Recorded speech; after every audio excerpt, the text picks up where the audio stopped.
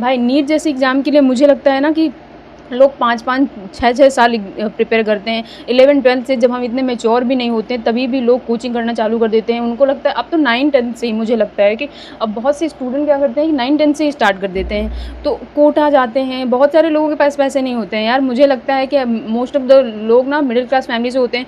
उनको लगता है कि ये एक वे है जिससे हम अगर मेहनत कर लेंगे तो हमको एक जॉब मिल जाएगी, हम डॉक्टर बनेंगे, हम इंजीनियर बनेंगे, जिससे हम अपने घर की स्थिति सुधार सकते हैं। एग्ज़ाम सेंटर्स बाहर आते हैं, होप पूरी होती है, हाँ मेरा पेपर अच्छा गया, अब देखते हैं अच्छा रिजल्ट क्या आएगा, वेट करते रहते हैं। पता लगता है भाई एग्ज़ाम ही कैंसिल हो गया। ये क्या चीज़ है? ऐसे इस चीज़ से थोड़ी डील करने के लिए बने हैं यार, पढ़ाई करने के लिए करने पढ़ाई कर रहे हैं ना पूरी।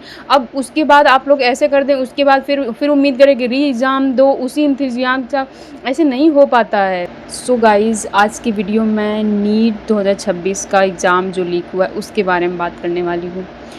3 मई को एग्ज़ाम्स था, ठीक है। मेरी एक दोस्त देने वाली थी, तो मुझे पता नहीं था कि अच्छा लीक वीक हुआ है। बट मेरी जब उससे बात हुई तो उसने बोला कि अरे दीदी एग्ज़ाम लीक हो गया। मैंने कहा अरे यार फिर से ऐसे कैसे यार, क्या है, क्या कर रहे हैं ये लोग।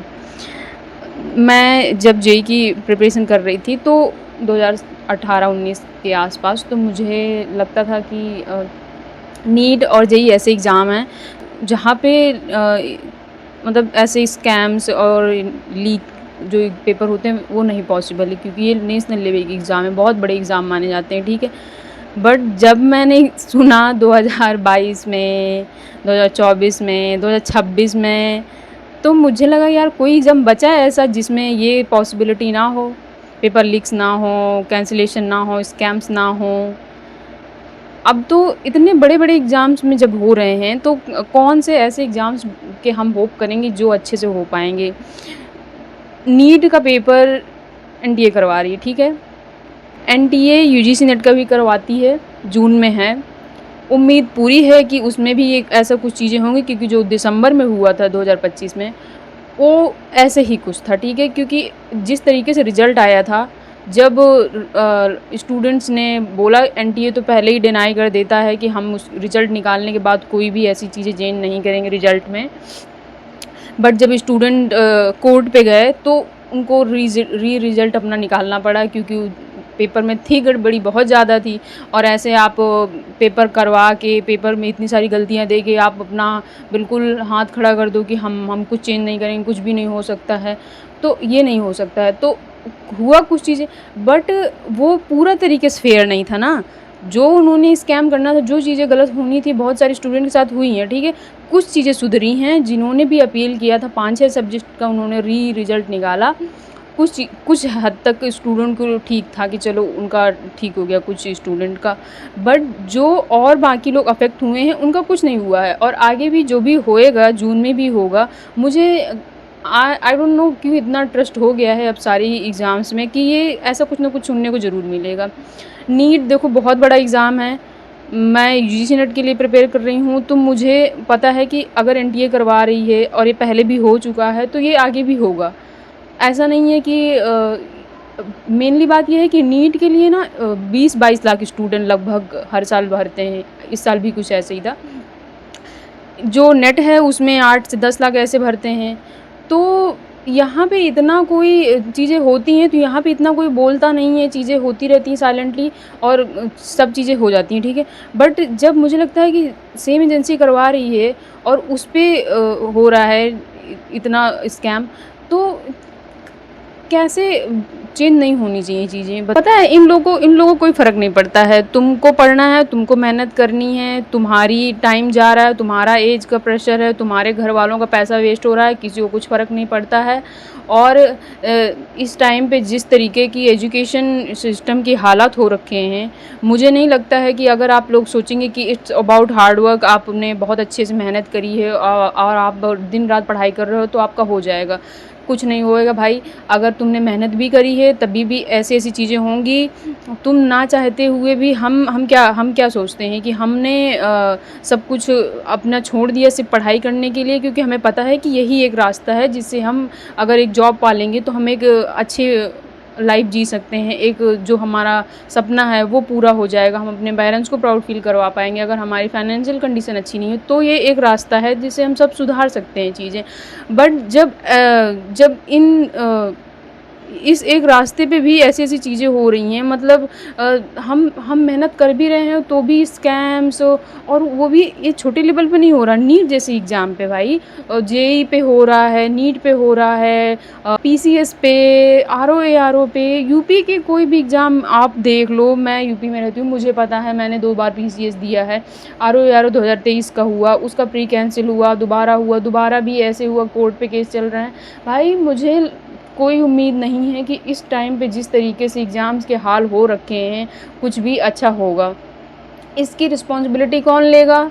पता नहीं, कोई नहीं है। कोई नहीं, हम किसी को कह नहीं सकते हैं। अगर जैसे अभी बोल रहे हैं कि चलो सीबीआई आएगी, इंक्वायरी होएगी। कब कि कहाँ पे इन्होंने इतना अच्छा आउटपुट दिया है कि इन पे ट्रस्ट करा जाए? कौन से ऐसे ऐसे इससे तो पहले भी तो हुआ है ना, 2 बार, इससे पहले भी 3 बार हो चुका है मतलब पेपर लीक। तो क्या एक्शन इन्होंने ऐसा लिया है जिससे हम इन पे ट्रस्ट कर सकें कि चलो ठीक है, होप करते हैं अच्छा ही आएगा। बट ठीक है, अगर चलो हो भी गया कुछ थोड़ा बहुत, उसका क्या, जो हम लोग इतने साल तक पढ़ते रहते हैं, उसके बाद फिर होप करके बैठते हैं कि अच्छा अभी अभी रिलैक्स कर सकते हैं आराम से, पेपर हो चुका है, पता चलता है वो हो गया, कैंसिल हो गया, अब फिर से हमको एग्ज़ाम देना है। तो जो हम रिलैक्स मोड में गए थे, अब फिर से हमको उसी मोड में पढ़ना है। और ये इतना आसान नहीं होता है। जिन्होंने एग्ज़ाम नहीं दिए हैं, जिन्होंने बस बैठ के ऐसे कुछ भी बना देना है, कुछ भी करना है, तो उनके लिए ये आसान होगा बोलना। बट जो स्टूडेंट दिन रात पढ़ता है, भाई नीट जैसे एग्ज़ाम के लिए मुझे लगता है ना कि लोग 5-5, 6-6 साल प्रिपेयर करते हैं। 11-12 से जब हम इतने मैच्योर भी नहीं होते हैं, तभी भी लोग कोचिंग करना चालू कर देते हैं। उनको लगता है अब तो 9-10 से ही, मुझे लगता है कि अब बहुत से स्टूडेंट क्या करते हैं कि 9-10 से ही स्टार्ट कर देते हैं। तो कोटा जाते हैं, बहुत सारे लोगों के पास पैसे नहीं होते हैं यार। मुझे लगता है कि मोस्ट ऑफ़ द लोग ना मिडिल क्लास फैमिली से होते हैं। उनको लगता है कि ये एक वे है जिससे हम अगर मेहनत कर लेंगे तो हमको एक जॉब मिल जाएगी, हम डॉक्टर बनेंगे, हम इंजीनियर बनेंगे, जिससे हम अपने घर की स्थिति सुधार सकते हैं। तो वो मेहनत करते हैं दिन रात, और ऐसी चीज़ें हो जाती हैं। तो मतलब ये कितना डिसहार्टनिंग और कितना हार्ट ब्रेकिंग होता है कि आप किस पे ट्रस्ट कर सकते हो? कोई ऐसा नहीं है जिस पे हम ब्लेम कर सकें, ट्रस्ट कर सकें कि हमारी जो चीज़ें चलो ख़राब हुई हैं, चलो ख़राब हो गई। उसके बाद ऐसा क्या अच्छा हो जाएगा? क्या इन्होंने ऐसा मतलब क्या ऐसा इन्होंने स्टेप ले लेना है जिससे कि हम होप कर सकते हैं कि चलो अब हो गया, अब इम्प्रूव हो जाएगा और आगे ऐसी चीज़ें नहीं होंगी। नहीं, होती आई हैं और होती रहेंगी। मुझे लगता है अगर चेंज करना है तो बहुत बड़े लेवल पे चेंज करना पड़ेगा, और नहीं तो ऐसे ऐसे चलते रहेगा और हम लोग ऐसे ही परेशान होते रहेंगे। मैं एग्ज़ाम साइकिल में, मतलब मुझे लगभग 3 से 4 साल हो गया है एग्ज़ाम, गवर्नमेंट एग्ज़ाम की प्रिपरेशन करते हुए। मैंने दो बार यूजीसी नेट का दिया।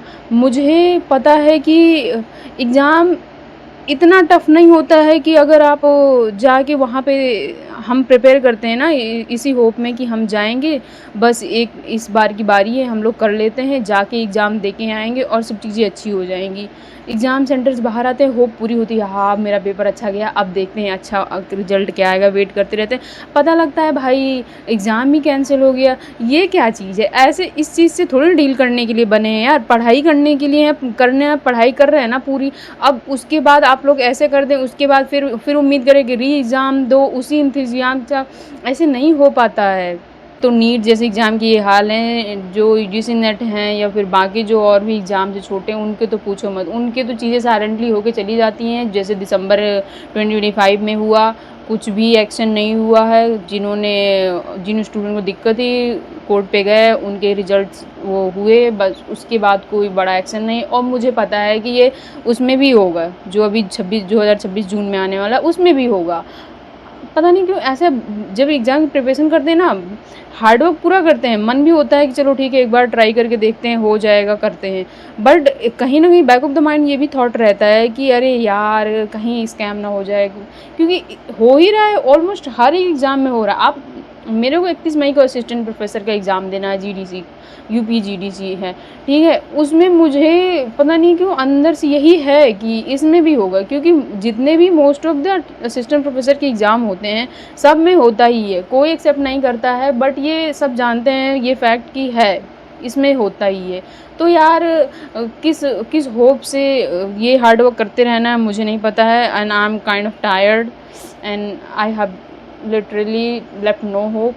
गाइज़ मुझे बस यही कहना था। I was in exam cycle, तो मुझे पता है कि ये कितना पेनफुल है, और जब आप 100% देते हो उसके बाद पूरी उम्मीद के साथ आप सालों से प्रिपेयर कर रहे हो यार, कितनी चीज़ें आपने सैक्रिफाइस करी हैं, उसके बाद ये चीज़ें सुनने को मिलती हैं।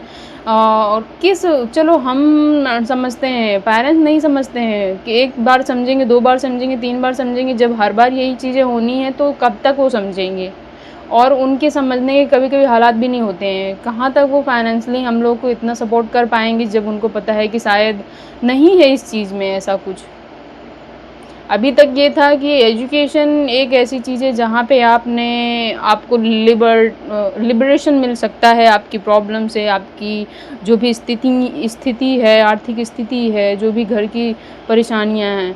बट अभी लगता है भाई वो भी नहीं है। जिस तरीके से करप्शन हो रहा है, जिस तरीके से स्कैम्स हो रहे हैं, एजुकेशन सिस्टम कंप्लीटली रुइन हो चुका है। और मुझे यही कहना था यार, मुझे भी पता है कि it's painful and it hurt. So yeah, bye.